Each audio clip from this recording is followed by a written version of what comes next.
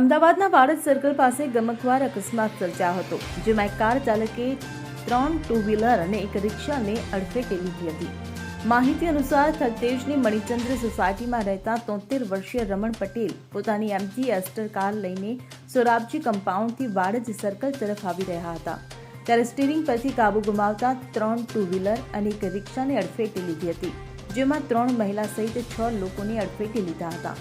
ત્યારે તમામ ઇજાગ્રસ્તોને સારવાર માટે અસારવા સિવિલ હોસ્પિટલ ખસેડવામાં આવ્યા છે, જેમાં 55 વર્ષીય ભોગીલાલને માથામાં ગંભીર ઇજા થતાં તેમનું સારવાર દરમિયાન મોત નીપજ્યું છે.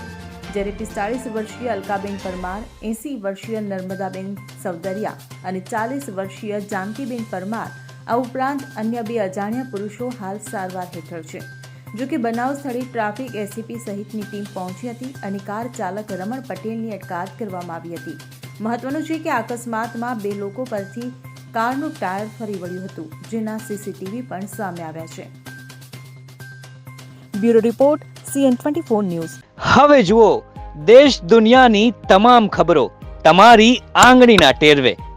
ઉઠાવો મોબાઈલ અને Google Play Store પરથી ડાઉનલોડ કરો અમારી CN24 ન્યૂઝ મોબાઈલ એપ.